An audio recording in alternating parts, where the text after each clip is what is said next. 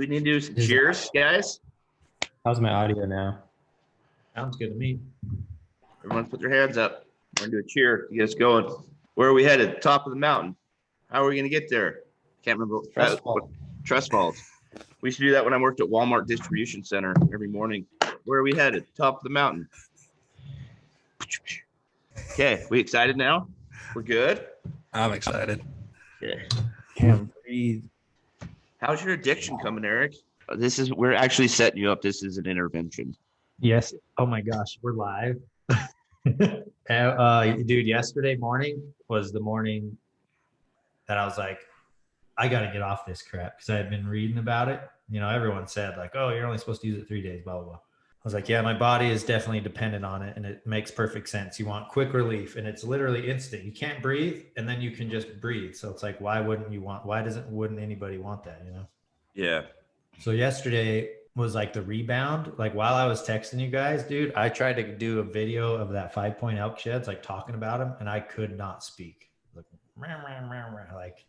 even just swallowing a glass, like a drink of water was like swallow it and then gasp for air. You don't realize how much flowing is going on your nose when you're not thinking about it. But it's better now. Like today's way better than yesterday. Yeah, I remember Kaylee telling me about she had an aunt that she said she was always addicted to like nasal spray. And I was like, how do you get addicted to nasal spray? Like, why? You just want to breathe. Yeah, that's it. You just want instant relief. And the more you use it, the shorter the relief is, right? So it starts out with like, oh yeah, this will really help me sleep better tonight. And then a couple of days of that, you're like, oh, I could probably use it in the morning right when I wake up too. And then you're using it at lunch. And then you're buying them while I'm out hiking. I got one in my hip pocket. Like, I was like, dude, I'm that guy. Like, I'm in my house and I see 2 on the counter, one's in my truck, my bathroom. I was like, no, dude, I ain't down for this anymore. Just a slow spiral. It was. I was like, I gotta stop. All right, let's start this thing. So best season yet 3.0, fellas. What 68 videos, Logie Bear? Had some help. But yeah, another wrap. I mean, we never ran into anything too bad, knock on wood. Every year it seems that we make it through pretty good, which is good for us, good for you viewers. And we love bringing you guys a streamlined series of videos. And I think everybody all around the team did good this year. Casey, what are your initial thoughts on 3.0? Oh, it was a fun one, man. I mean, every season's fun. Every season there's something new comes along. I mean, for me anymore, it's about getting my kids out, getting them excited. They had some great tags this year. Probably one of the best years my kids have had. You know, Braley had her moose tag, which was awesome. Gage killed his first elk, killed his first antelope. It was good, man. We have a freezer full of meat, thanks to those guys. But yeah, it was best season yet so far. EC, what about you, buddy? What do you think of 3.0 as a whole? Man, this year with COVID and restrictions and kind of that mental game being a little off, I would honestly, I had a great season and I got some awesome animals and spent some time with some great people. But for me, walking away from best season yet was like, that's probably the first year I can walk away from the season and be like, I didn't give it my all. I didn't pursue every tag as hard as I had in the years past. And I didn't take every ounce of effort into every hunt.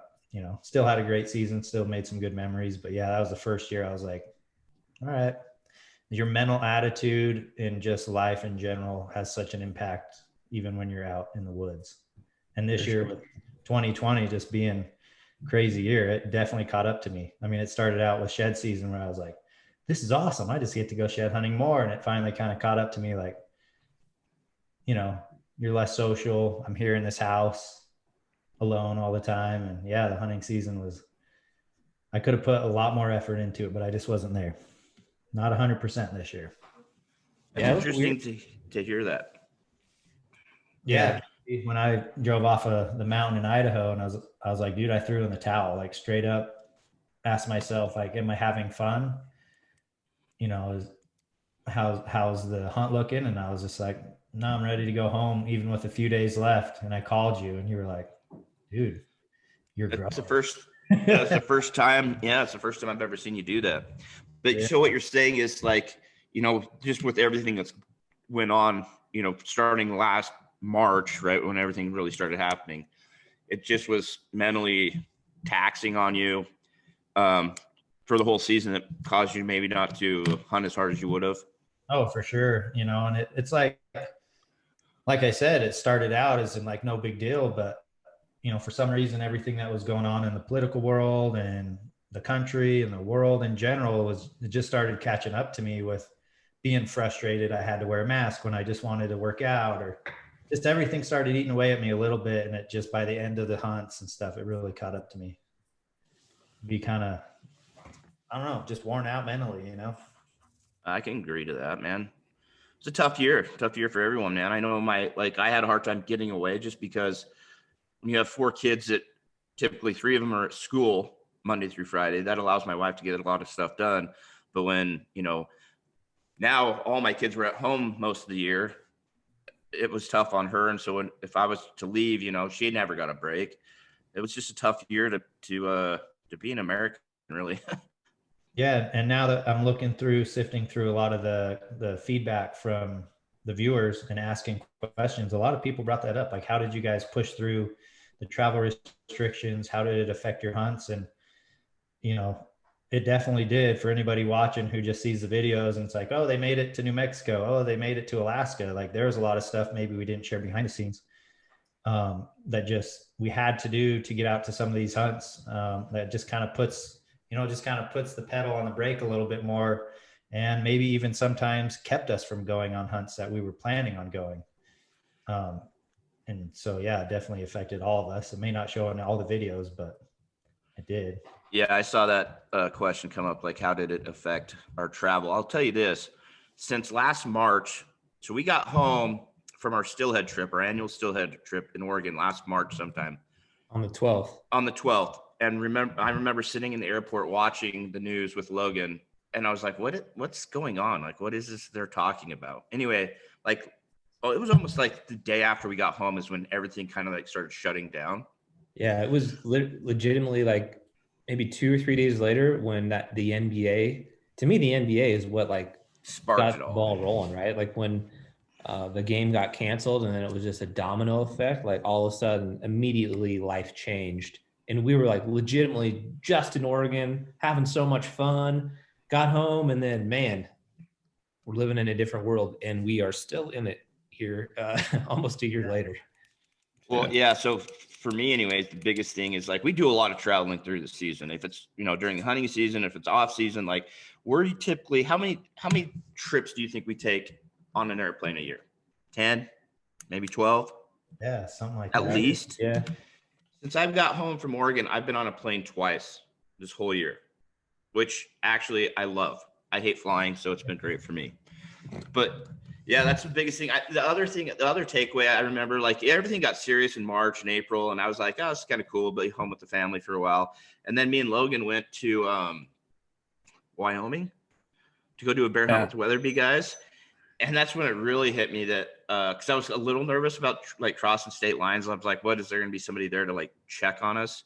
But dude, when we pulled into Wyoming on the freeway, there were those giant billboards, those electronic billboards that were saying basically like all non-residents have to quarantine themselves for like 14 days once entering the state. I was just like blown away. Like, what does this mean? We didn't do it. Can they write me a ticket for that now? Is that how they do it? Well, I mean, issue so many tickets? things changed, right? Like there was a lot of states that stopped allowing non-residents to come and hunt it. I had a pretty sweet bear tag in Oregon that had taken a number of years to draw, and it was not available for me to come and hunt it, even though I had a limited entry tag. And then they eventually changed it. I think I had like 2 weeks left to go on that hunt, and I had the option to turn the tag back in or go. And I was like, forget it. Like, I'll just go. But there was a lot of variables throughout the spring. You know, people didn't know if the fall season would even happen. Obviously, those folks that were trying to get to Alaska or even Canada dealt with more challenges. And that was just kind of the theme of the year. I think, you know, for 3.0, in my opinion, the first 2 seasons, if you guys have ever followed along, like the first season, we did a lot more behind the scenes, kind of daily life, shared some interesting, stories that were pretty personal to all of us. And we got mixed feedback. Some people absolutely love that component. And then other people were like, let's just stick to the hunting stuff. I think 2.0, we tried to make some adjustments accordingly just to share more of the hunts. And I think with 3.0, we really focused on like the best of the best hunting content, even maybe peeling away more of, random stuff. With 2.0, we kind of showed how every hunt went. And sometimes it took some time. There were some slow periods. I felt like 3.0 kind of kept the momentum, and you can see that in the outcome. I mean, we went from 82 and 84 videos to 68 videos, really filming the same, time frame on the calendar, some of which was out of our control, right? We never know going into a hunt if it's going to last 1 day or 7 days. We had a lot of hunts this year that lasted maybe 1 to 3 days tops before tags were filled. And then, you've got a gap of 4 to 5 days, what you expected to be filming that you don't currently have any more content available. So that shortened it up a little bit, but I think the production quality was awesome. I think Martin Logan did a great job, telling the stories and putting all the videos together. But it was definitely an interesting year, comparatively speaking. Yeah, we just it's not our fault if we just go into a hunt and we just kick so much butt that we only takes us a couple days, right? How many of those hunts did you have this year, Eric, where you had lined up a week to go hunt and it was done after 24 hours? Well, the two that stick out the most are my rifle elk hunts, one in Utah, general season, and then the New Mexico hunt. They both ended on opening day somehow. And that's one of the questions I see is people want to know, like, what are your most memorable hunts or favorite hunts? And for me, the ones that stick out the most are usually the ones you have like the lowest expectations and you kind of hit like you're basically like, dude, this is impossible. I mean, that's how I felt on the general season rifle elk hunt. If anybody's been out to Utah, those are typically on units that don't have a lot of elk and have a lot of pressure. So I explored that unit for like a day and a half with Martin. I think we gave it like some scouting and stuff and never laid eyes on an elk. But before the hunt, we heard the one bugle, and then opening morning, didn't see any elk, heard a couple gunshots, saw some hunters, and by like 9:30, 10, we're back in camp eating breakfast burritos. And then a few hours later, we were on a nice bull. So for anybody who's curious, like what my favorite hunt was, is probably that one, just because I got to the point of like, dude, how does anyone get an elk in this situation, to shooting a great bull just moments later, and really putting all the strategy and idea in place to make that happen. So yeah, that was my favorite hunt.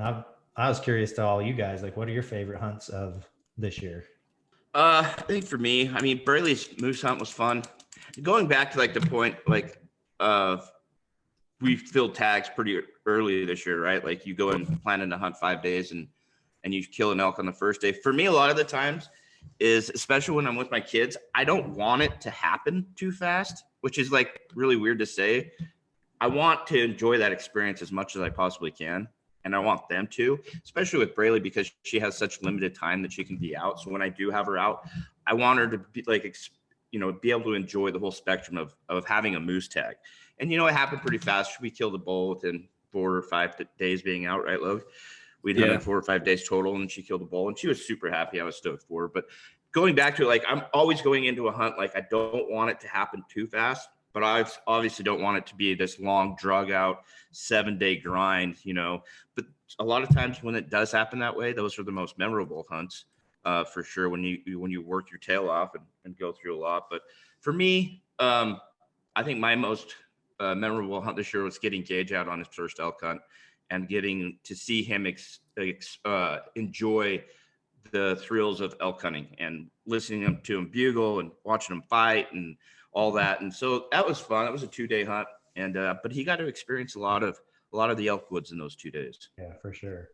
Yeah, for me, it's total toss up. I mean, that elk hunt was awesome. Just seeing his face, actually getting in the rut action. We had that one day where we were looking over into that valley. And it was like, it for me, it was honestly probably one of the biggest rut fests I've ever been a part of. Just hundreds of elk going at it in this pit of trees, like the war zone almost. And that was really cool to watch Gage get his first bull. I mean, he worked, it was the perfect blend of work and success. I don't think it was too much work to get that bull, and it definitely wasn't easy. It was like that perfect blend where there was that payoff, you know.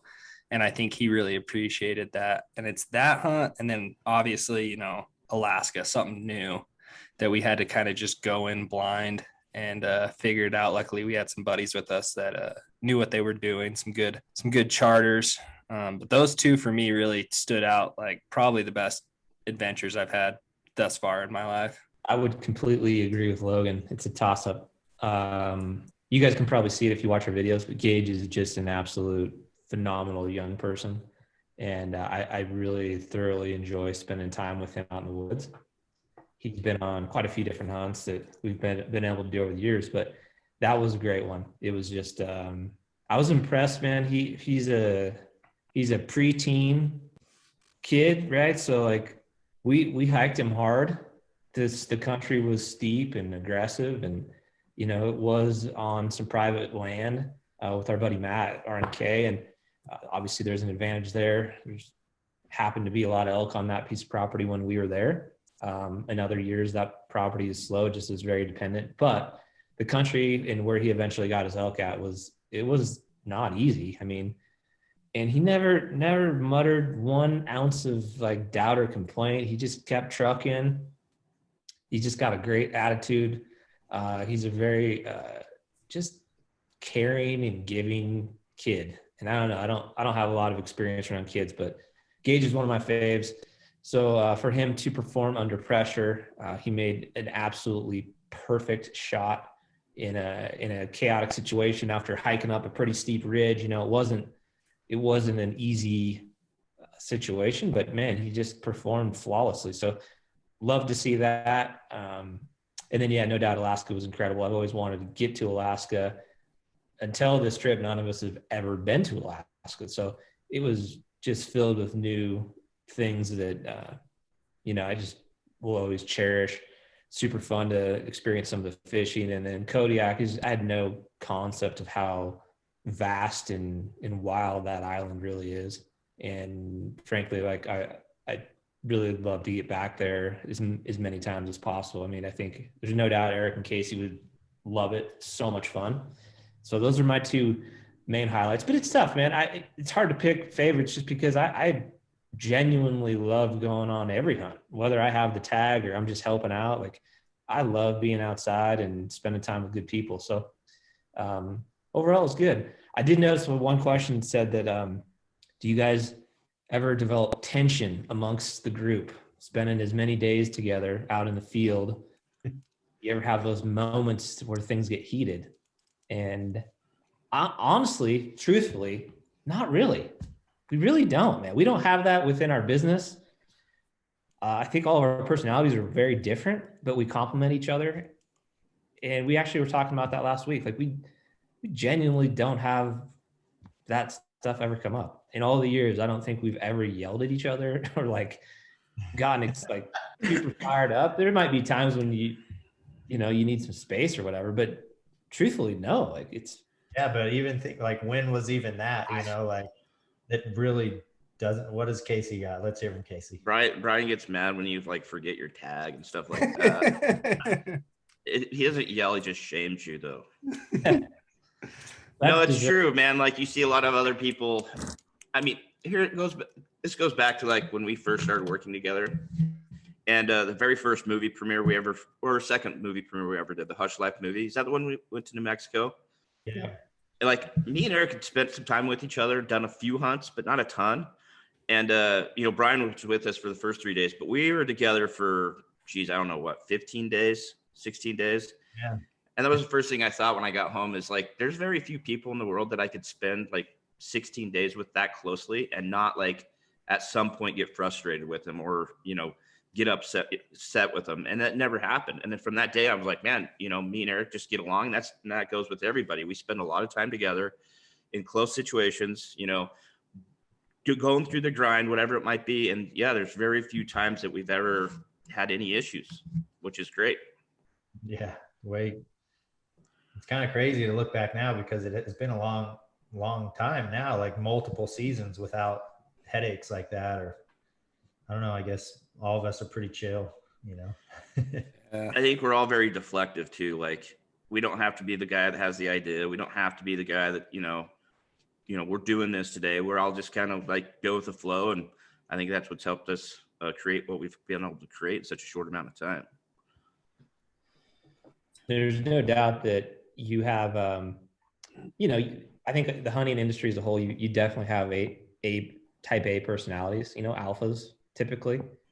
And to Casey's point, you can't have 4 alphas trying to hunt together all the time, because you're going to constantly battle with like, whose idea is it, or where are we going, or like, no, I don't want to go there, we should go here. And I think there's times when, you may want to speak up and say, we usually just defer to whoever has that opinion that thinks it's going to be great. And okay, let's go try it. And if it doesn't work out, like, okay, we'll try something different. But it's so much easier to just kind of roll with it than to, truthfully battle it out on the hillside, trying to figure out who has the better idea. So I think being even keeled is certainly that's a quality that we all possess. Yeah, and that's probably why we get a lot of comments that we're reading through the replies and questions is about us hunting together more. And people want to see that. They say they enjoy the camaraderie of when we're out together a lot. For sure. And I agree with the audience. Like, we definitely want to do a lot more of that. And for those who are curious about next year, is that's one idea, is that we do get together and hunt more often together as a group. But even when we do that, like Bmack said, it's, I typically have an idea of where I want to go or how I want to hunt, and we'll just split up. And I think it's fun that way. It's kind of like looking back at the Colorado semi-live series we've done over the years. We'll all just play our cards however we want and go document that, and then kind of mingle them all together. And that's what's cool, is people get to see like our different ideas. Like, I wanted to go up this canyon, and maybe Bmack thought it'd be better to check this little piece, but that's what makes it fun. But yeah, that's one thing we do want to do maybe next year, is plan some more hunts where we are together more often for you guys. Not just for you guys, but we enjoy those hunts too. But especially this year with the COVID and just being an off year, I think people saw that we were separated more often maybe this year than any other year. And yeah, we kind of like to maybe bring it back in 2021, maybe the reunion or whatever, the boy band gets back together and we go do some of our favorite hunts all together. Of all the analogies that you could have come up with, boy band is what came to mind. Well, I heard that in the meeting the other day, and I think that was from dancing, singing. That's us. A lot of people have brought that up over the years, like, why don't we hunt more together? And the majority of the reason why is because we're trying to create more content. Like, there's the only reason we were able to do 84 videos last year or 2 years ago was because we had to split, divide and conquer. But we definitely have something in the works this year. This was going to be 10 years, right, of the Hush channel being on YouTube.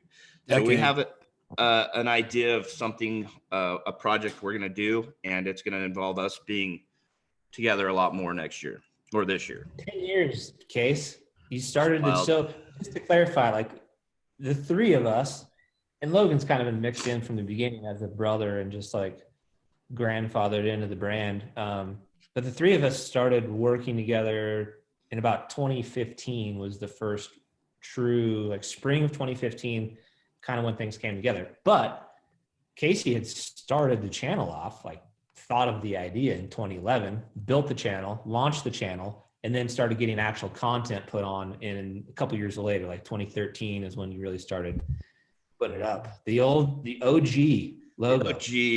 Yeah, I can honestly say this is the longest full-time job I've ever had in my life. Yeah. Pretty wild. But 10 years, I would have never guessed this is where we'd be at, from an idea of wanting to create hunting content to bringing, you two on and just seeing like what we've been able to do together has been pretty awesome. Yeah, very fortunate. Pretty wild. For anybody who hasn't looked back on some of the first years Casey did this channel, I would recommend anybody to go back and and just kind of do it. I mean, there's so much to learn. A lot of people ask, like, how did you guys get to here? And it's not that it's ever told like in one video, but if you actually go back through the video library and just scroll to the bottom and just start surfing some of that stuff, those early elk hunts.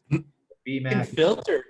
You can filter easily on YouTube with oldest videos to newest, right? Like it usually defaults newest to oldest, but you can go in there and it's pretty hilarious to see some of the old videos. It's pretty cringeworthy, some of the first videos that I thought would do well compared to where we're at now. But yeah, it's fun to see where it came from. Like, you know, obviously I watched a lot of outdoor TV growing up, and that's where I thought this was going to go, and luckily it didn't. Well, but yeah, it's so funny to me because when I was tagging along with you back in like 2011, 2012, and we were putting videos together or whatever, and then I kind of left and you were doing your own thing, and then came back on in 2018. I was like, holy cow, this is a whole new program. You got your ducks in a row. we got people that know that what we're doing. Yeah, and it was funny. There was a transition phase where all of a sudden the Hushin with the Revere channel went to Hushin, and then this guy Eric pops up in videos, and I remember reading comments, who is this guy? Like, what's going on here? Where's Casey? Yeah.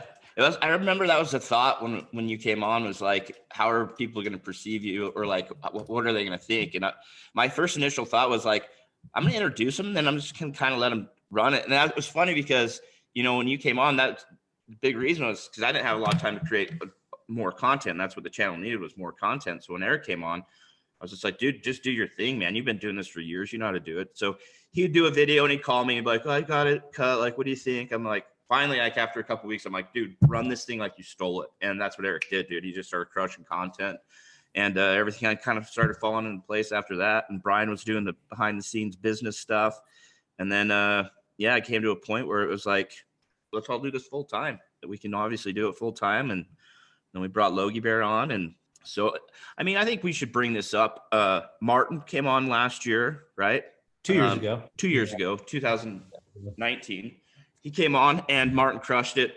We absolutely love Martin. He decided it was time for him to go, and he's going to go try to do his own thing. And we wish him nothing but the very best. But Martin is no longer with us. But yeah, so anyway, just to keep you guys up to date, that's kind of where we're at. And we're looking for new camera guys. Want a job? Reach out to Brian. Yeah, no, for sure. I think it's a good thing to bring up. Martin did fantastic. He really was a huge value add to the team. Enjoyed the heck out of him. We are still friends today. We will support him in all ways possible, and looking forward to seeing what he's able to do on his own. But certainly for the coming season, we will be bringing on a new individual. We have a couple names in the hat we're looking at, but see how it shakes out. Yeah, I'll touch on that too. I just want to say thanks to Martin if he ever sees this, but I want all the viewers to know that, like, we're going to miss him. And it seemed like a lot of the viewers were getting to know Martin, and that's kind of what we wanted. We wanted everyone to know everyone on this team, or whatever you want to call us, that we're all here to, you know, make a bunch of good content and entertain people. And Martin did a really good job with that. And I'm already missing the kid coming into shed season. It was so fun to shed hunt with him. I mean, it was fun to do everything, but shed hunting was kind of our thing where we really love that together. So going into it, it's like, how do you find someone that you want to travel with, 12-hour road trips with, sleep in a tent with, hike with, hunt with, talk with? And we haven't nailed down that person yet, but like Bmack and Casey said, we're looking to bring on another guy this year. So maybe that's someone watching. Well, that's going back to what we were just talking about previous. Like, it's hard to find a guy that is going to be like us and not want to be contentious and not want to do everything his way. And luckily, you know, Logan's not that guy. Martin wasn't that guy. And so we're looking for the next one that's going to fit in with the crew, and it's going to work hard. But we got some people in mind that I think are going to do a really good job. So look forward to bringing them on. So another interesting thing to talk about. Let's talk about some things that maybe didn't pan out, some hunts that didn't end up with a punch tag through whatever various reasons. To me, the first one that really comes to mind is our first hunt of the year up on the high country, chasing that old Wiley 4-point that just was always a step ahead of us. Thinking through that in those opportunities that we had as a group, what do you think we could have done differently to get it like an actual shot on the deer? Rifle. Should have used a rifle. I don't know, man. You look at that deer, like we hunted him pretty darn hard for what, 5-6 days, and he was pretty consistent. Like there was a couple days we couldn't turn him up, but we knew he was there somewhere. I just look at that deer and just be like, like what could we have done better? And I think sometimes it just comes down to like you could do all you can do and put yourself in the right position. But let's be honest, like sometimes luck is involved. Like the day I got in there with, I was 35, 45 yards from him. All he had to do was do what he did like the 2 previous days, and I would have had a shot. Same with Eric. Like Eric was in this position 2 or 3 times where all he would have had to do is what he was supposed to do, what we had seen him do, and he just didn't do it. Yeah, that deer, he was just living on a ridge that like everything worked to his favor and not ours. I mean, everything from wind and thermals going up and down to just being in like the brush and the baby aspens and like just situations where you just can't get a shot. Like you can be 30 yards. There's just no way you're going to get a shot. So what we could have done better is just keep applying more pressure. I mean, again, going back, like even looking at that hunt, I gave it some good efforts even after we all left and I started hunting evenings every evening in a row. But yeah, it could have just been more pressure. Like sometimes it could have taken just going out more, trying more, putting numbers in your favor, but also playing it smart, because there's sometimes where he's over there and he's not killable. And maybe those times we need to step back and just kind of let him get more comfortable instead of more spooks, Yeah.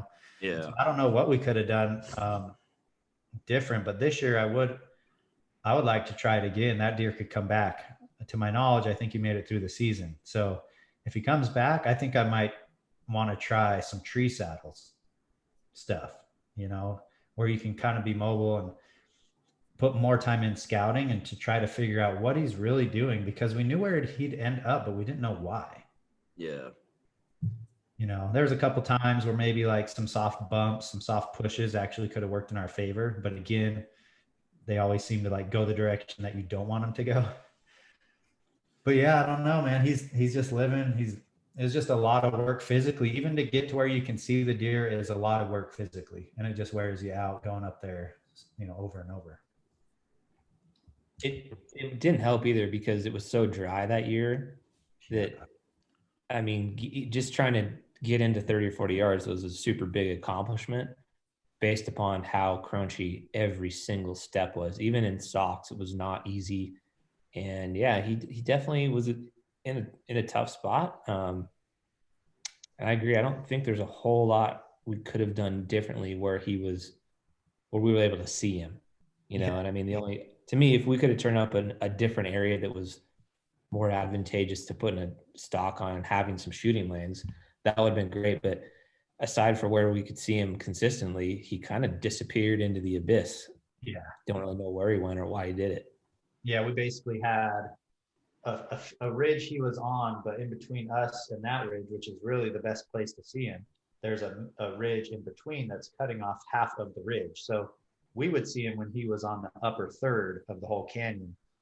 And that's where, we had that one bed where Casey got in close. We had a couple of his other favorite beds, but he would show up there, but I still don't know why or like where he came from to get to there. So there's a lot of ground that we just need to study more and maybe, use trail cameras to help us learn exactly what he's doing. Cause over there we have no cameras. There's not one lick of bait, salt, nothing. He's just living on his own, doing his thing. And to figure out, maybe to learn a little more about his pattern is maybe trail cameras, But yeah, fun deer to hunt. That's 2 years in a row we've seen him right there on that same spot.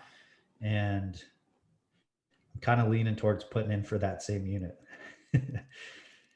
As much as I'm so sick of deer camp, guys, like anyone who's watched over the years, deer camp, high country deer camp, it's gone downhill every year. Like every year, I got to be honest, I'm like, why are we up here?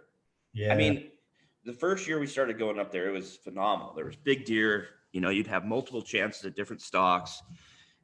And just for what we've killed 2 deer in 6 years up there. Yeah.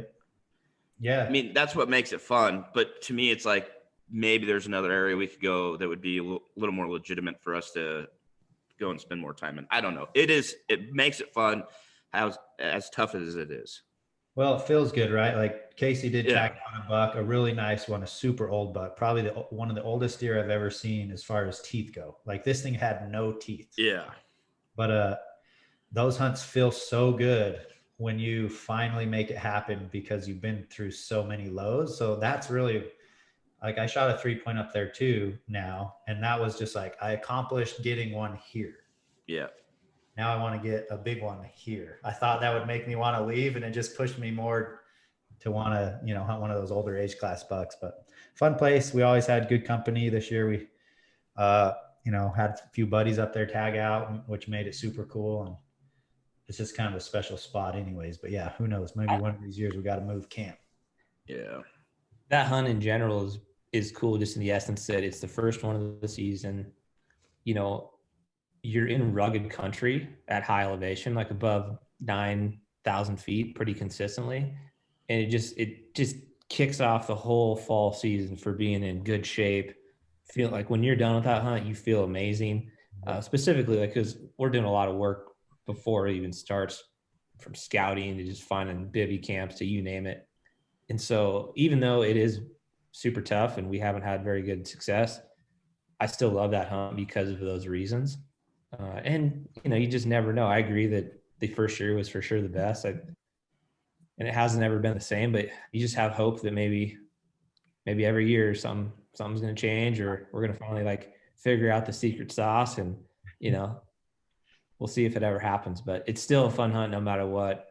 And yeah, man, I think being able to, we're super fortunate. Like living at higher elevation already has an advantage as you prepare for the season.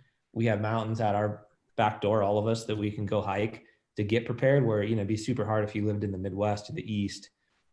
So our ability to acclimate to elevation, happens pretty fast. And then just, you spend like a week up there doing that, and your body adjusts pretty quickly. Mm-hmm. I love that part about just starting the year off. Yep. Gets you right in shape to go chase elk in September.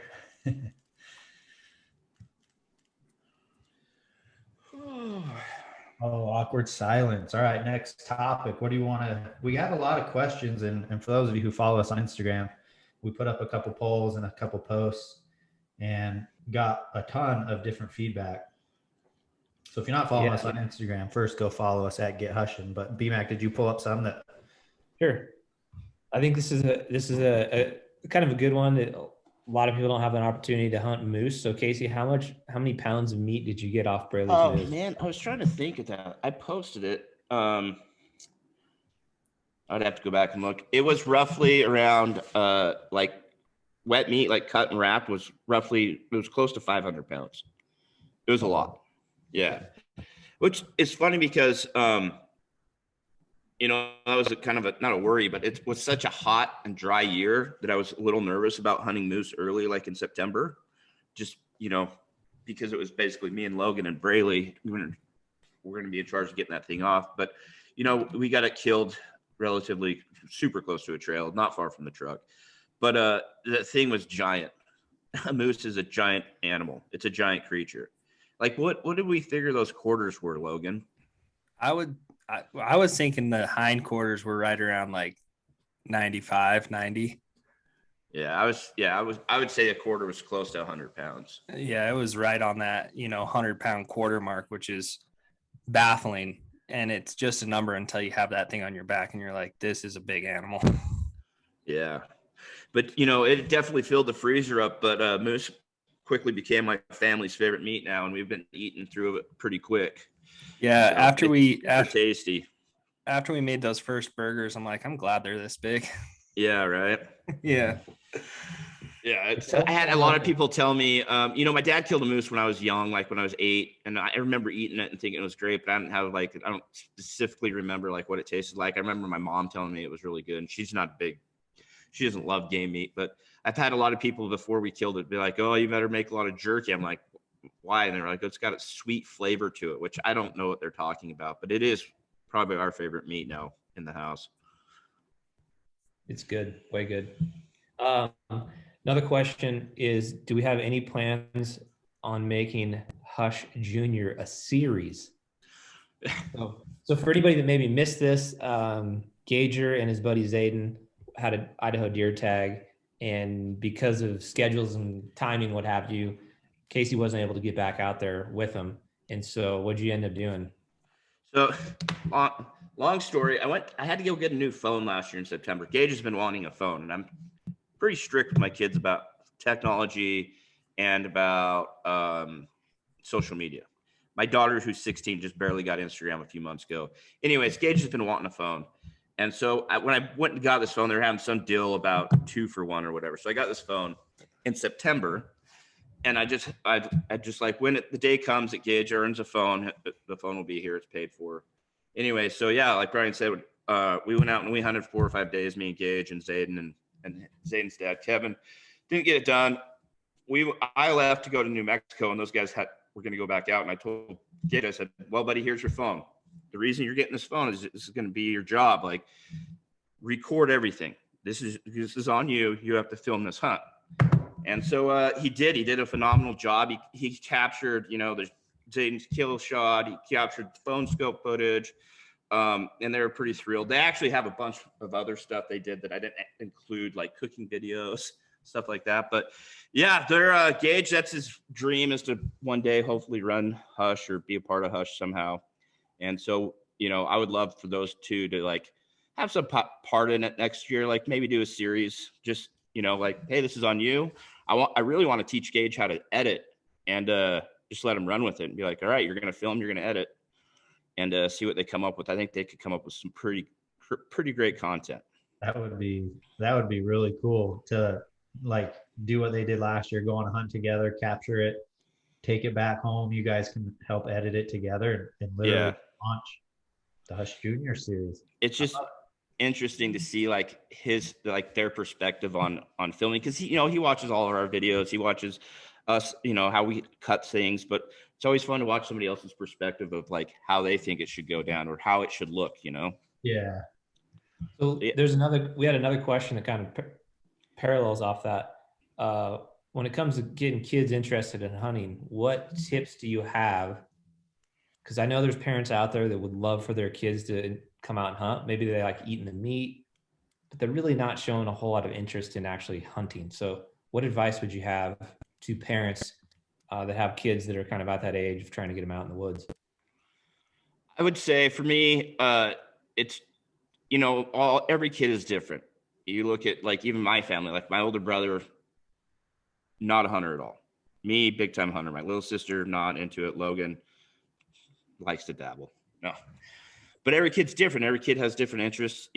What I've always said though is, in order to get your kids excited about actually hunting, just make it fun. Like hunting has to become secondary when you're out in the woods. It's about them having fun. If that means, skipping rocks, or if it's, doing whatever it is, just make sure they're having a good time when you're out. Because if it becomes this, like, we're hunting, we're going to hike, we're going to kill, most kids aren't going to enjoy that. But once they fall in love with the woods, then that's when hunting, I think, will come along. I like it. Good advice. Yeah, I agree, man. It's easy. Like for all of us, we all had different entry points into hunting, but for me, like right out of the gate, it was something I was super interested in before I was ever even able to hunt. And I just couldn't wait till the day I could take hunter safety, get my card, and like go bird hunting with my dad. But I know there's a lot of kids that aren't as into it. Maybe that fun factor just isn't there for them. They don't have that. They're into other things. But I do think over time, there's a potential to get them interested in it without a lot of pressure. They try it out and they don't really love it.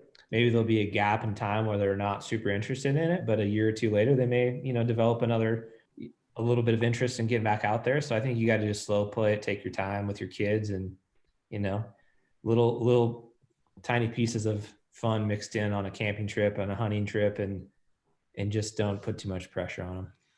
No, yeah. I think another thing that's hard to swallow, especially when you become a parent, is realizing that your kids might not be into everything that you're into. I was the same way. My dad will tell you the story to this day. Like, he would take me elk hunting when I was 8 years old. archery elk hunting, and we'd get after it for like a week. He would take me out of school for a week and take him elk hunting. And he would it tells the story where, like, when we have to go home, I just sit and cry because I didn't want to go home. I just wanted to kill an elk so bad, or see him kill an elk so bad.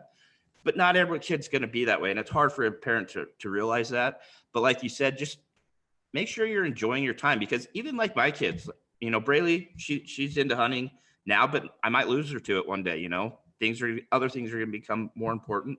So the way I look at it is like, while I'm with her in the woods right now, I'm going to enjoy it. And hopefully this lasts until I'm dead, but it might not. It just might not. Yeah. Changing topics a little bit. So another question from Facebook. So aside from OnX, how do you guys determine where to hunt, where you can try to avoid the crowds?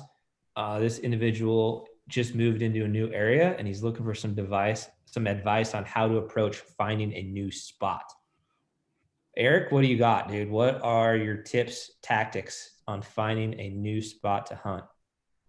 Well, over the years, for me, that's literally the easiest part for me has just been to go a little further, to look for a little terrain or canyons that's just off the beaten path. You know, some of my favorite spots are overlooked, whether that's just like how to get there, there's a little further to get in there. But man, starting from scratch, it really is just a game of scouting, getting high and covering as much ground as you can, and then kind of zeroing in on a spot.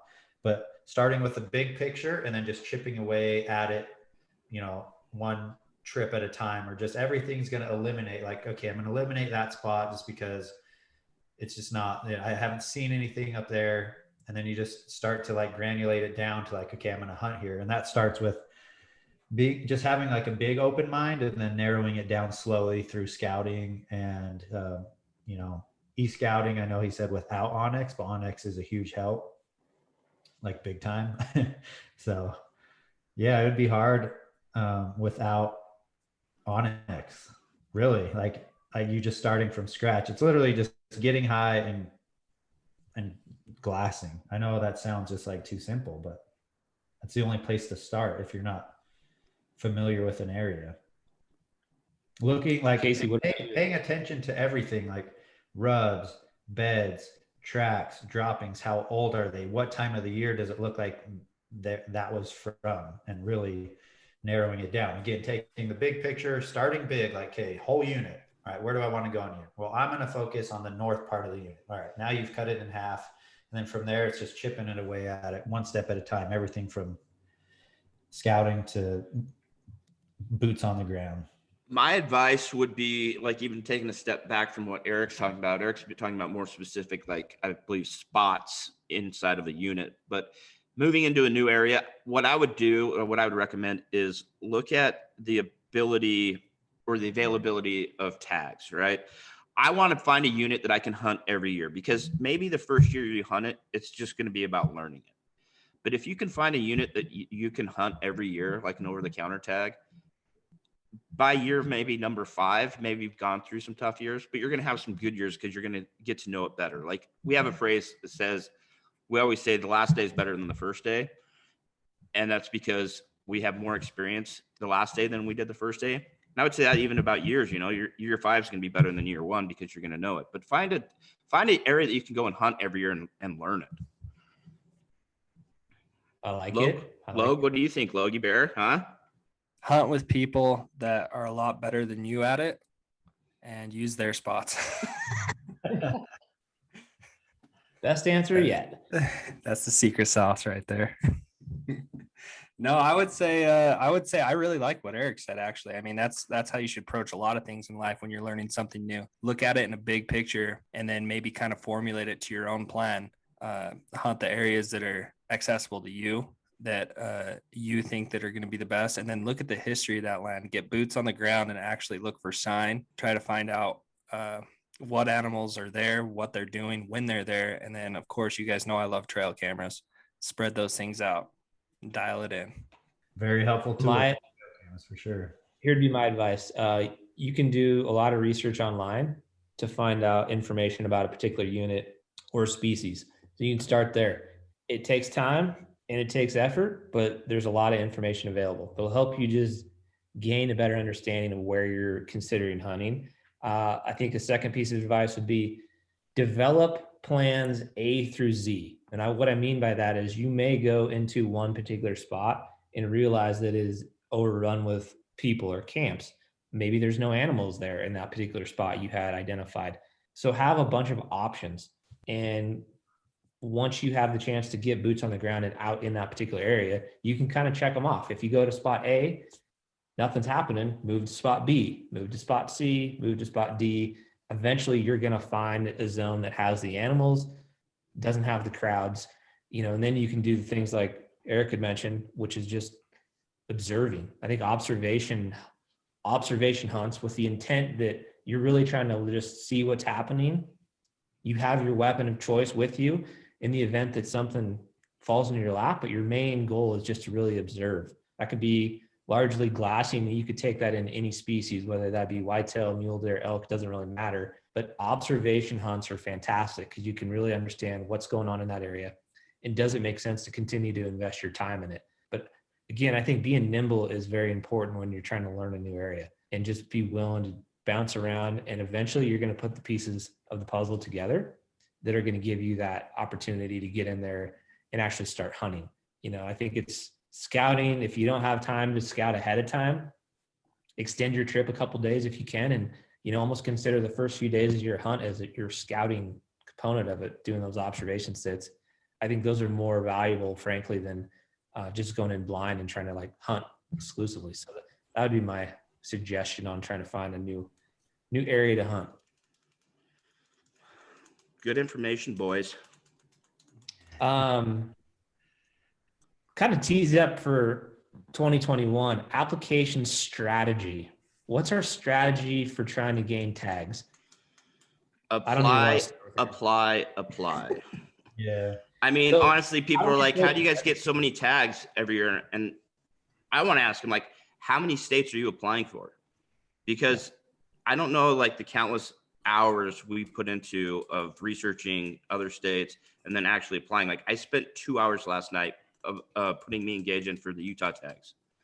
But it's you have a better odds of getting a tag if you're applying in more states. So, I mean, yeah. What's your, real quick, opportunity tags, right? Or quality tags, which would probably be considered your limited entry, more difficult to draw. What's the balance that we're looking for, or that we typically go after? How many states do we apply for? Let's cover some of those topics that I think a few people would be interested in. I go back and forth. Eric has a phrase. He just wants an opportunity, right? You just want a tag. And so it's Utah, and I think it depends on what state you're looking at. Utah's always kind of been that state for me. It was all right, I know it's going to take me X amount of years to draw a tag. But that's going to be my state that when I draw a tag, it's going to be that phenomenal tag. Well, that changes every year. Last year, I remember I held out for I put in for all the best tags that I probably weren't going to draw. Last night, I was like, give me the tags. Because I have 10 points across the board for everything in Utah besides elk, and I only have 7. But as a non-resident, I can put in for everything and gain points. So in my eyes, I was looking at it okay, I'm going to put in for everything's a draw, obviously, but I'm going to put in for some lesser tags in hopes that I just get a tag. More, in this instance, you're going for more opportunity. More right? Opportunity than quality. What could be some reasonable draw odds that you engage could actually have a tag in hand for 2021? For Utah, I mean, they're still not great. Yeah. They're still not guaranteed. I went with. I don't think you need to get into specifics, but I think the key part here is understanding that every state is different, right? Yeah. So there's some states that have much better over-the-counter opportunities for non-residents. There's, for even us, Casey and Logan have residency in Idaho, so their potential to get tags is so much greater than, what Eric and I can do, especially now that Idaho has changed the non-resident tag allocation. It's making things more challenging to get a tag. If you're a Wyoming resident, you have tons of opportunity. If you're a Montana resident, so much opportunity within your own state. But for those that are looking to start applying in different states, every system is different. Some are preference points, some are bonus points. Some don't have a point system, which I think are the most idealistic. New Mexico does not have a point system. Alaska, no point system. Idaho, no point system. Those are pretty ideal. Now, a highly desired tag is still going to be very low percentage odds of drawing.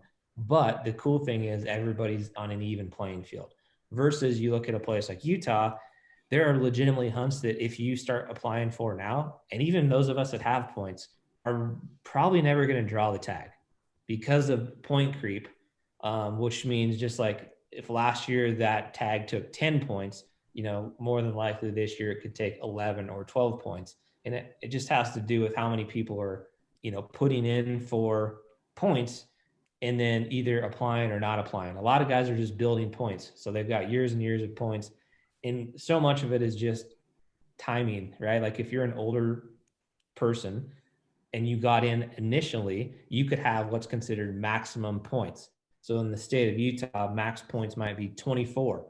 So if you had 24 points, you could theoretically draw any tag for any species. But a lot of people don't get in right away. Particularly anybody new into hunting or younger, they're going to be starting out with 0 points. And so trying to get from 0 to max points or even to a point number that you could draw one of these limited entry tags that Casey's talking about is not what would be considered easy. So I think, the challenge we all face is A, applying to a lot of states, B, just kind of, I look at a lot of these limited entry tags is almost like my retirement plan.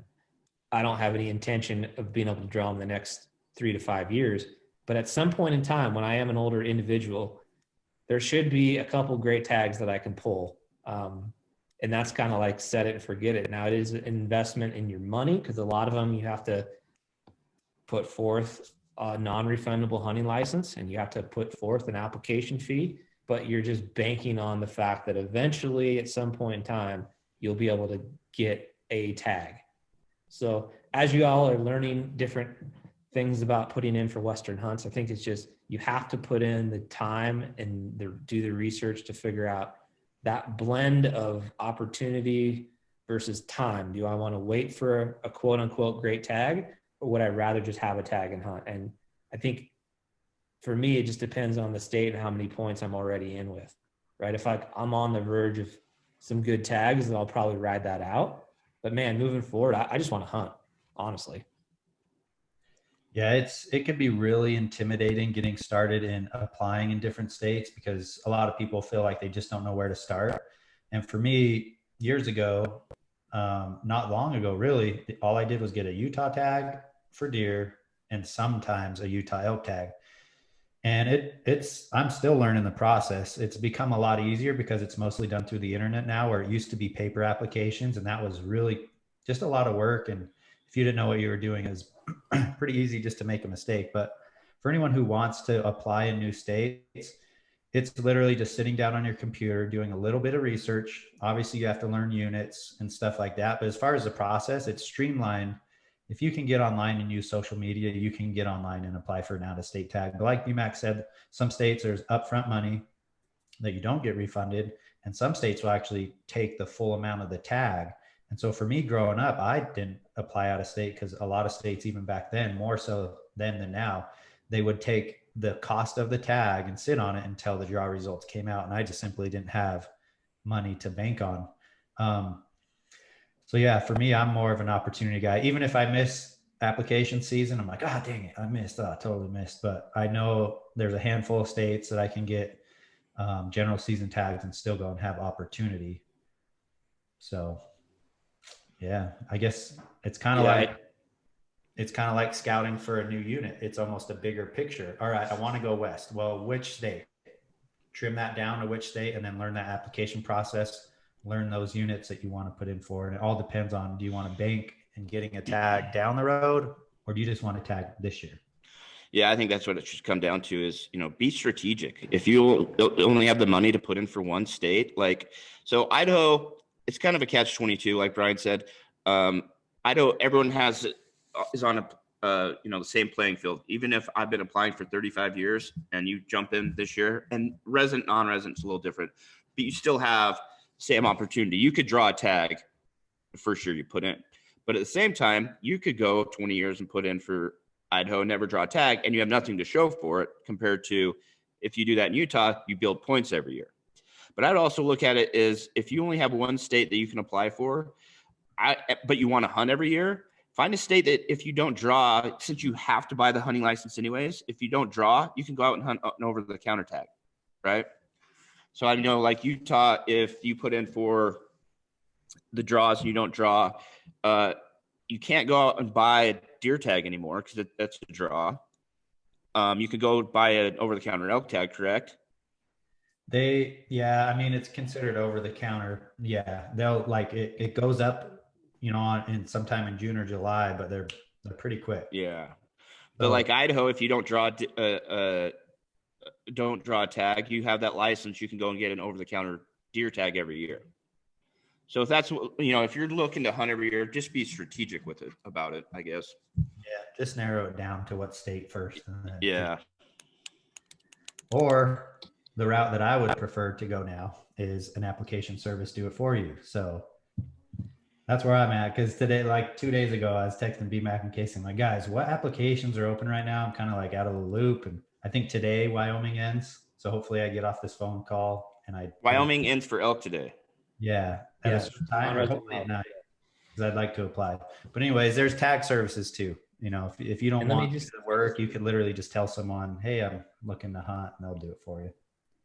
Yeah, for those watching this, the application period will have been closed by the time this podcast gets launched. So sorry for missing that. But listen, they're all listed. There's places to find it. But overall, for us, our realistic strategies, we're going to try to apply for as many, states as we can. It's going to be a blend of opportunity tags and limited entry, harder to draw tags, largely determined by how many points we have in that particular draw. As we accumulate more points, we're probably going to target some of those more difficult tags versus some states where we maybe only have, a point here or there. We're probably going to try to identify those opportunity tags that we could potentially get. And you can find a lot of those just by digging around and doing research. And I think, again, Casey said he spent a couple hours last night. Putting in the effort is where you find some of those hidden little gem tags that, other folks may not be aware of. Yeah, is there any specific hunt for 2021 you think we should that you guys are maybe optimistic about drawing or? Not drawing, no, I don't. I just don't have enough points anywhere. I mean, yeah, I've had years in the past where I'm like, yeah, I'm going to get that tag for sure. And it just doesn't happen. I mean, yeah, I hope to draw a tag or two here and there, but don't ever really count on it. A lot of the general season stuff. Another option too is a lot of states offer a landowner tag, which, New Mexico is really good at because it's called a landowner tag, but if you buy the right one, it's a unit wide tag. So you buy it through a landowner, but you can hunt the whole unit. And sometimes you can get pretty good deals on them whereas, it might take, New Mexico doesn't have any points, but, I bought a tag last year in a unit that I put in for a long time and never drawn it. And this tag came up. And so, I had the money and I wanted to hunt that unit.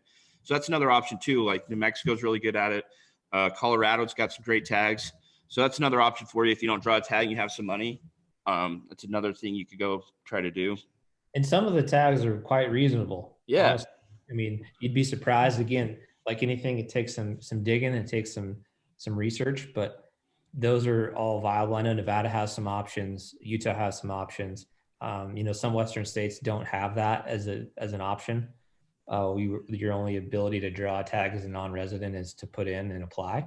But that is just one other component for trying to, get a tag in hand. And we're pretty open to all avenues, just trying to acquire some stuff that, will work and make sense. But hopefully we'll get lucky. There's a handful of states where even though you don't have the maximum amount of points, you can still draw a tag.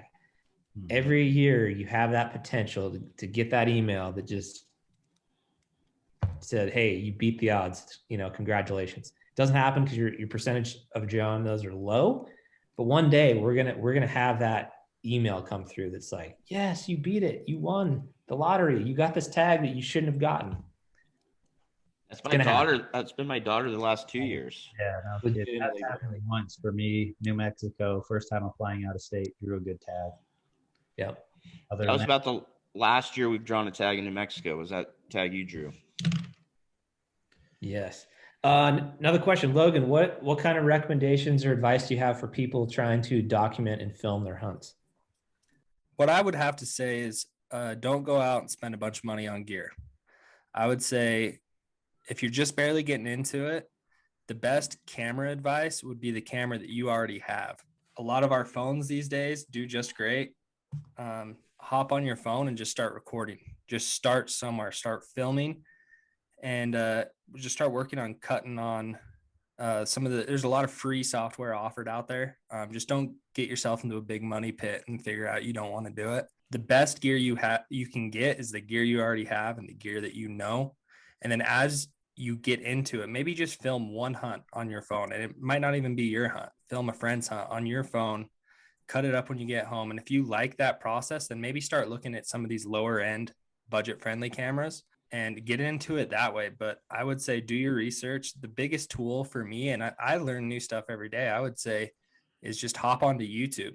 Get your raw footage from your phone, or maybe you already have a camera, and just hop into an editing software. And then if each problem you run into, write it down. And then when you have time, research those problems. And before you know it, you can learn so fast, and the education is free.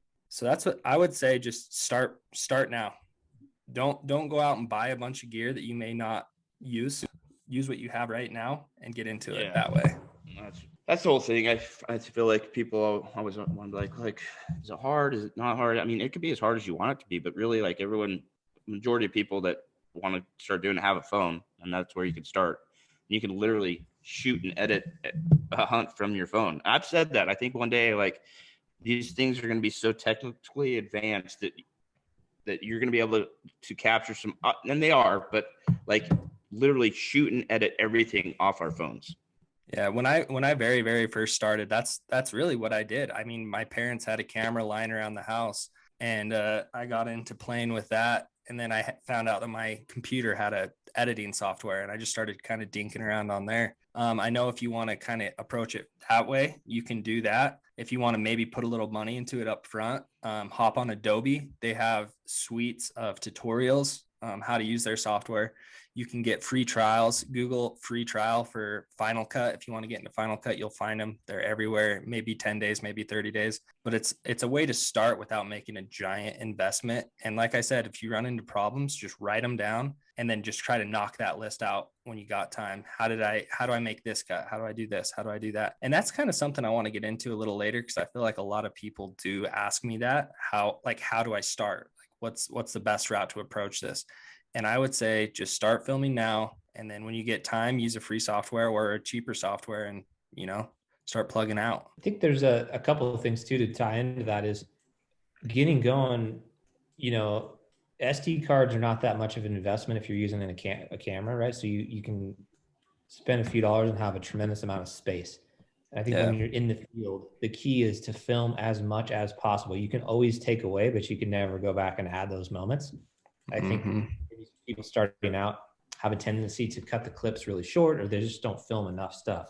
If you're trying to tell a story, more is better. And then in the post-production editing process, you can trim it down to get you to the best stuff. But biggest key is just hit record and do it often.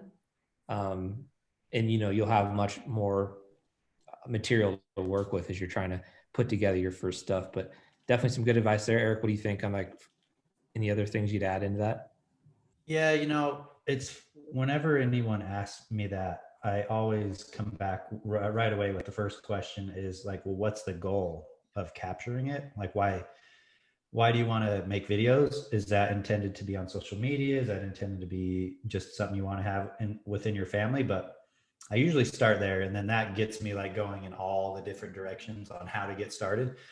But more than anything, it's just getting used to pulling out the camera and recording, because a lot of people, like the biggest thing people come back after filming a hunt is like, yeah, I thought I had all this great footage, and when I got home, I didn't have enough. So like Bmack said, keep the camera rolling, and just remember that a lot of things you may think even to yourself, that is like not worthy of filming or stupid to you, you will always appreciate it later. You always be happy you pulled out the camera and recorded that little thing, or that conversation between you and your buddies, or a reaction. So you can definitely never have too much. Yeah, the phrase "less is more" definitely doesn't apply to filming. Yeah, more is better. More is more. So yeah, I guess, you know, to go in true detail, I'd really want to know like what is the goal of filming, but for the most part, it's just getting started, not overthinking it. Just start. I think 100% just start recording, have fun with it. Yeah. The best two advices I could give. Logan, for those that are maybe a little bit more intermediate to advanced, what is the kind of camera setup and editing setup that we're using right now? So currently I'm running an A7R3. Last year I ran a monopod. It was a Cobra 2.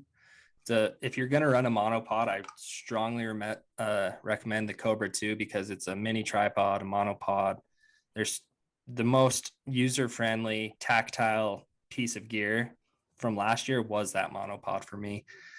Camera body wise, we use an A7R3. I think personally right now is the best in the game that you can get. The A7S3 came out recently, but that's more of a video directed camera. You get a little bit better quality with the video, but it really lacks in the photography aspect. So the A7R3 is the best of both worlds, where the still imagery you'll get is comparable to some of the best you can do. And the other thing you have to realize too is if you're uploading to YouTube, there's a reduction in quality, just like Instagram. You don't need a 4K Red Panda to film YouTube videos. You really don't. What about Eric? I know your go-to is maybe a little bit when you're self-filming, right? One thing I've learned over the years is I love to video and capture storytelling, but I'm not into the techie side of things like you guys, or more so like Logan, like with all the different settings, manual settings, and really getting creative. I just like to capture. So for me, for anybody who is looking to start or is curious, this is all I use. Let me put it up against my body. Canon G7x, and it was designed to be like a vlog camera. A lot of people ask what this is. This is a wind mic, just to help reduce wind sounds like in the wind. But this fits in my pocket on my cargo pants, my First Lite pants, and also fits in the hip pocket of my backpack. And for me, I have found if it's easy, small, lightweight, and easy to get to, I film 10 times more. The times I've had the bigger cameras, which we do have some attachments right here to get the big DSLR cameras, and I need to get reset up on that. But I found if I had a camera that was so big that it needed to go in my backpack, I just simply didn't get it out for a lot of those little shots that could eventually, in my opinion, kind of be helpful to tell the story. So we do run a variety of cameras, but that's what I have found I use most of the time when I'm by myself. Yeah. I think you add in, so you got the Sony A7R3 as our main kind of DSL that Logan and Martin and any of our folks are going to be running. Then you have the Canon G7X series for kind of self-filming or vlogging. And then we also utilize the GoPro quite often. This is the kind new of 9 has been amazing. It's kind of in between. This is 6500. It's kind of in between the camera Logan runs and the camera that Eric just showed you. But yeah, I think it's just like GoPro, like with Rackley in Colorado this year. We hunted with the guy, Lake Work guy. You guys probably know him. He just used the GoPro 9, and it was phenomenal. It had some great audio, great video. Like, just get what you can afford, and you will learn on that. That's what I would suggest. Just get what you can afford and go from there. Yeah, the newer GoPro that just came out, the 9, is a great option for. I think if not this GoPro, but the next GoPro is definitely going to take over the point and shoot because of the versatility of it. They fixed a lot of the issues with wind noise reduction, microphone quality, and now it even has a front screen to vlog with. So if you're going to get into a camera, it's a cheaper price point, and it's a great place to start because of the versatility. It's waterproof. The audio is great. it's a great starting camera for taking in the field, and it'll stand up to a lot of the stuff that happens in the field. What camera would you suggest using, Logan, if you wanted to do like some underwater saltwater filming? Like GoPro 9. GoPro 9, not the A7R. Okay. It's definitely more versatile that way. He gets wound up when we start talking about him losing mics to the various water bodies that we've participated in or around. That's another time when Brian will shame you is if you dunk a camera. If you dunk a $4,000 camera, you might get a little shame. Definitely shame Logan on that one for sure. Hey, I'm telling you right now, anybody that can take a camera of that quality in 3 years in the woods, pretty decent. Some of the stuff we go through, I'm surprised it lasts that long. We got a couple other questions we'll get through here. Unbiased broadhead options and experience. What are your opinions on broadheads? This is like, to me, broadheads are a lot like boots or calibers of rifles, right? Like literally every person you ask, we're going to tell you something different. I don't think there's like a right or a wrong answer here. Yeah, I'll start. And just keep in mind, like we sometimes have to use different broadheads depending on the state requirements. I've had really, really good luck with the 4-blade slick tricks, fixed blades. And I've also shot a good handful of deer with mechanical heads, mostly the SEVR Broadhead.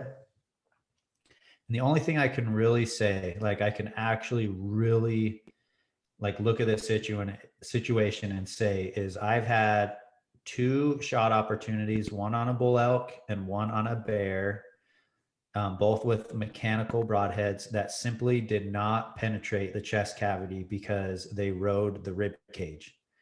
And again, I'm never going to be that guy that's like, I know if I had a fix, it would have just blown through it and crushed everything. I can't say I know that, but I can tell you guys, I've had 2 quartering away shots, like perfect angles, where a mechanical just simply hit the bone, the rib cage, and went into the armpit, never entered the chest cavity.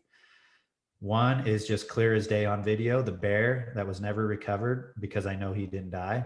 2 was on an elk in New Mexico with Casey, where the first shot was the kill shot, but I did do a follow-up shot, which was the one that rode the rib cage and went under the armpit. So I actually got to peel back the hide, see the situation, and confirm without a doubt, not only was it a perfect angle, it just right under the armpit. So I don't know. I just don't critique stuff because I can't say without a doubt that it would have happened with something different, but I've had good luck with the slick tricks. I've killed a good handful of deer, axis deer, whitetail, with the SEVR Broadhead. So that's my experience. Yeah, I agree with that. I mean, the phrase is don't ever blame your equipment. But I if it was up to me, if I could only shoot one broadhead, no matter where, and for whatever animal, it would be a fixed blade for 4-blade fixed. Is that how you say it? And yeah, slick trick is kind of what I've been my go-to for years. So yeah, for the record, we have no affiliation with slick trick whatsoever, but we have all successfully used them. I know I've had luck with the G5 strikers in the past. I like the broadhead I'm shooting now. It's a Valkyrie, heavier, grained fixed blade, kind of just whatever you have confidence in, I think is important too. I think it's super valuable to spend more time shooting your broadheads throughout the off season, just so again, you can feel 100% confident that, whatever the distance is, or maybe the angle of the shot, you're going to be able to perform. And it's something, that's kind of an experimental process. I think part of the fun, a little bit of archery, is mess around with different stuff. And certainly we've tried a lot of them, but ultimately, yeah, like I think a fixed blade is hard to beat personally, and just find something that you feel comfortable with and that your bow's, performing well. If you do find yourself in a situation where your broadheads are shooting different than your field tip points, it's likely like your bow tune is probably not as good as it could be. You might need to adjust the timing of your rest or something along those lines. But, these days bows are pretty dang dialed. And if you have it tuned up, your broadhead should be shooting pretty dang consistent with your field tip points. But that's a good one. what are your thoughts on the Arizona over-the-counter deer hunts? We've done a few of them. Any specific thoughts on those? First word is opportunity. I mean, for Yeah. anyone who's looking for a chance to, you know, whether you're resident or non-resident, but to travel somewhere to hunt mule deer or even coos deer in some units during the rut, that's your opportunity hunt right there. I haven't focused on it so much, mostly because like typically by when December rolls around, I kind of check out. Like people think like, you guys have dream jobs. I'd hunt every second. Trust me, we hunt a lot, but because we do get a hunt a lot, there's a point in December where I'm like, I check out. Like hunting season for me is over. I'll still take advantage of any opportunity we get, whether it's axis deer here and there or something. But I'm kind of checked out by December, not super stoked to go bow hunt. But it also would eliminate my opportunity or anyone else's opportunity to shoot a deer in their rifle seasons. And I do like the coos deer hunts I've been doing in early December, because that's another period of time where I can extend my season by going on a December rifle coos deer hunt. And I've enjoyed that, and I've been able to take a couple coos deer. So maybe eventually I will look in more into the Arizona hunt. But first word, opportunity, great opportunity. A lot of public land, a lot of country. Yeah, I mean, I'm with you, Eric. Like, we're go for 3.5, 4 months pretty hard, and then, you know, by the time December rolls around, I don't want to be in the woods that much. But yeah, I was trying to explain this to somebody else the other day that they asked about it, and I started explaining it, and I'm like, why aren't we doing this? Because there's nothing else really going on in December, January. The deer are running, and it's what we always talk about. It's a hunt you could do every year, and there's legitimately some giant bucks you could kill on public land. I am surprised it hasn't, and I think it will one of these days, but I'm surprised it isn't more popular, the over-the-counter Arizona deer tag. I think that year started this year with COVID and more people being available, you know, to hunt, work from home, i.e. I'm going to go camp and hunt and work from my computer. I think it picked up popularity for sure. You know, it's one of those units, in my opinion, that you're already in for Arizona application, which is coming up on February 9th for non-resident elk and pronghorn. You have to buy a non-refundable hunting license. So you already have that in your pocket if you're applying for other species. And then you add on a couple $100 deer tag. I think it's like $300 or $400. And yeah, you're hunting in a time of year that historically is not a lot going on. There is a lot of country, north to south, east to west, that is available to hunt that tag, which is cool. You know, you can be in the desert chasing bucks in the swirl cactus to the higher kind of, you know, high desert country down to crazy coos country along the border. Like there's so many variables that make it a pretty fun hunt. And to Casey's point, there's some great quality animals, both coos deer and mule deer, that you could get into. It's interesting. The state of Arizona put a big effort on trying to gain popularity for that tag, which is largely why it's increased, is because they realized that not only could you hunt coos deer and mule deer on this over-the-counter opportunity, but you also had like a wide variety of small game. There's the chance to get some javelina tags if you apply, and or have some units that have, you know, leftover tags. You've got a bunch of bird hunting available. You've got rabbit hunting. You got the Quadamundi, which is a weird little creature. There's all kinds of cool stuff that that Arizona offers, making it pretty desirable, no doubt. So certainly worth it. I do think, you know, you're going to deal with some folks out there enjoying the land just like we all would, but I do also think there's enough country that you can, you know, kind of find a little spot that would produce some opportunities for you. For sure. Well, gentlemen, what other topics do we want to cover wrapping up BSY 3.0? I think it goes without saying, but we cannot thank all of you guys who have tuned in, who have watched, who have commented, maybe shared it with a friend, purchased something from our website. I mean, we try to always like pause and reflect on how fortunate we are to be able to do this. So thank you guys for the continued support. We really do feel tremendously lucky to be able to do this. And the idea that folks would tune in and watch our videos or buy a hat or a t-shirt to this day still, I think, is kind of one that's hard to get our arms around. But anyways, thank you guys for the continued support over the last few years. I know we're super optimistic and excited for the upcoming season, but is there anything else that sticks out for you guys that we ought to cover? Well, just kind of adding to your point, you know, Brian talked about it earlier, but we've kind of changed this thing since we decided to start filming it this way. And this all stemmed from, what year was it when we did our first semi-live hunt in Colorado? It was like 14, 15? 2015. So 2015, if you guys haven't seen, we had this idea to try to do this like semi-live hunt where we would go out and we'd hunt one day, go back to the hotel that night, cut that footage up and put it up, the video on YouTube the next day. So it was like you guys were kind of there with us live, maybe just a day late. And that's kind of where the best season yet 1.0 came on. Like, let's just shoot it as an everyday series for the whole hunting season.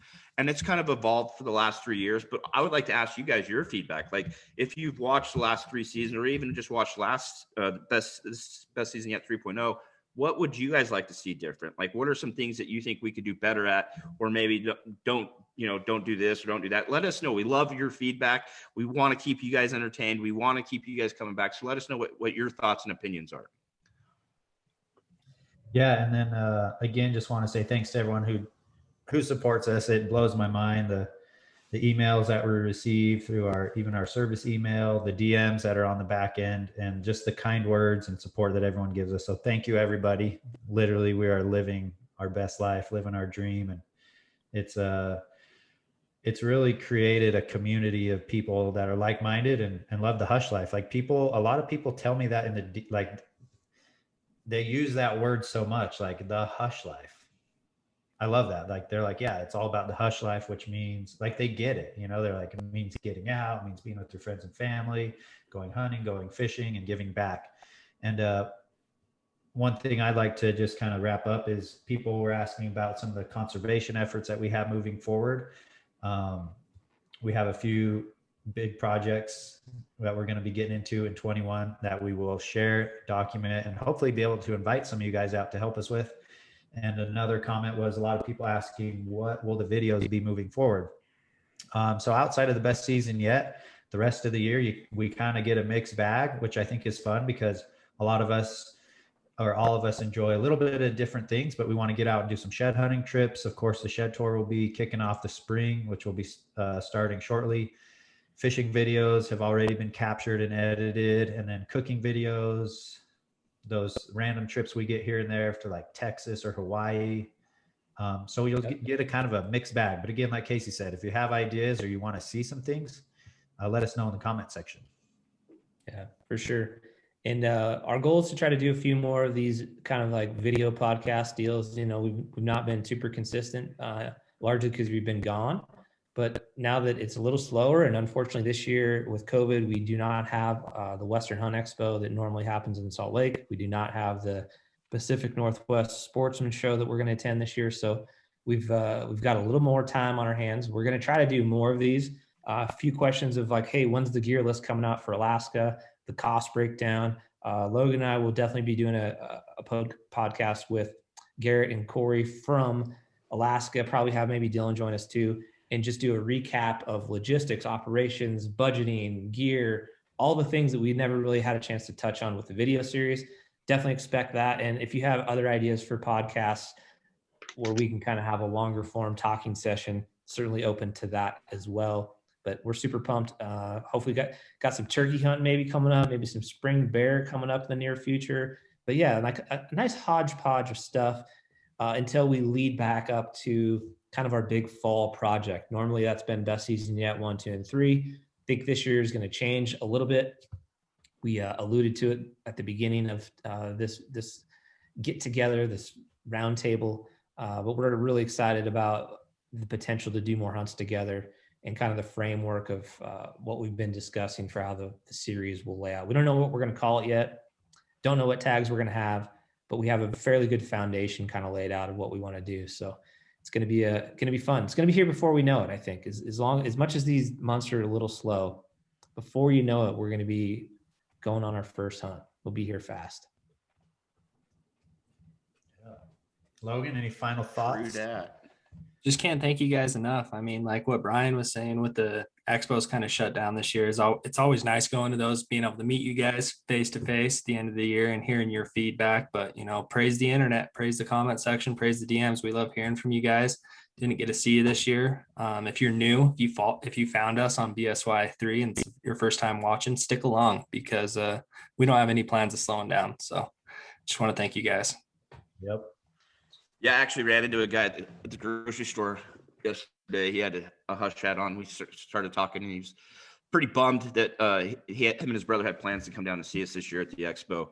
It had been their first time, and it's as nice as it has been for us not having to get ready for that and for the Portland show, which is, you know, a ton of work. We are bummed. Like, we love meeting you guys. We love meeting the people that support us and that allow us to do what we do. So, you know, unfortunately, it's not going to happen this year, but hopefully in 2022, we will get to meet you guys all again, and things will be back to normal. But yeah, we can't thank you guys enough for everything you do for us. Yeah, man. So here's the deal. If you haven't participated in our VIP text group yet, make sure you join today. All you have to do is text the word, one word, Hush VIP, and you will text that to the number 29071. If you're already a part of it, you know the benefits of it. We do a lot of giveaways, no purchase necessary, and share a lot of information, whether it's new content, new merchandise, news, giveaways, you name it. So jump onto that. And then we do have plans to do another larger sweepstakes coming up sometime this spring. So more will be shared in the near future, but you'll definitely want to participate in that. It's a pretty cool one that we're just working out the fine-tuned details on. But join our text list and stay up to date with all the good things. Appreciate you guys watching, and we will see you on the next podcast. See you guys. See ya.